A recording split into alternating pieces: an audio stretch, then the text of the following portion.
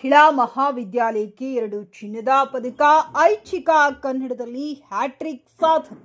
ಗಂಗಾವತಿ ರಾಷ್ಟ್ರೀಯ ಶಿಕ್ಷಣ ನೀತಿಯ 2ನೇ ಬ್ಯಾಚ್ನಲ್ಲಿ ಕರ್ನಾಟಕ ರಾಜ್ಯ ಅಕ್ಕಮಹಾದೇವಿ ಮಹಿಳಾ ವಿಶ್ವವಿದ್ಯಾಲಯ ಪ್ರಕಟಿಸಿದ 2024-25ನೇ ಸಾಲಿನ BA ವಿಭಾಗದಲ್ಲಿ ಚಿನ್ನದ ಪದಕ ವಿಜೇತರ ಪಟ್ಟಿ ಬಿಡುಗಡೆಯಾಗಿದ್ದು, ನಾಮಸಂಕಲ್ಪ ಪ್ರಥಮ ದರ್ಜೆ ಕಲಾ ಮತ್ತು ವಾಣಿಜ್ಯ ಮಹಿಳಾ ಮಹಾವಿದ್ಯಾಲಯದ ಒಟ್ಟು 2 ವಿದ್ಯಾರ್ಥಿನಿಯರು ಚಿನ್ನದ ಪದಕ ಗಳಿಸಿದ್ದಾರೆ. ನಮ್ಮ ಕಾಲೇಜಿನ ವಿದ್ಯಾರ್ಥಿನಿಯರಾದ ಕುಮಾರಿ ತಿರುಮಲಾ ತಂದಿ ಪಾಮಣ್ಣ ಪೂಜಾರಿ 92.70 ಅಂಕ ಪಡೆದು BA ವಿಭಾಗದಲ್ಲಿ ಪ್ರಥಮ ರ್ಯಾಂಕ್ನೊಂದಿಗೆ ಚಿನ್ನದ ಪದಕ ಪಡೆದಿದ್ದಾರೆ. ಕುಮಾರಿ ರೇವಂತಿ ತಂದೆ ಜಯಣ್ಣ ಹೆಬ್ಬಾಳ್ ಮುಷ್ಟೂರು ಐಚ್ಛಿಕ ಕನ್ನಡದಲ್ಲಿ 95.50 ಅಂಕ ಪಡೆಯುವುದರ ಮೂಲಕ ಚಿನ್ನದ ಪದಕ ಪಡೆದಿದ್ದಾರೆ. ಈ ಮೂಲಕ ನಮ್ಮ ಕಾಲೇಜಿನ ವಿದ್ಯಾರ್ಥಿನಿಯರು ಐಚ್ಛಿಕ ಕನ್ನಡ ವಿಭಾಗದಲ್ಲಿ ಸತತ 3ನೇ ಬಾರಿಗೆ ಚಿನ್ನದ ಪದಕ ಪಡೆಯುವುದರ ಮೂಲಕ ನಮ್ಮ ಕಾಲೇಜಿಗೆ ಜಿಲ್ಲೆಗೆ ಕೀರ್ತಿ ತಂದಿದ್ದಾರೆ.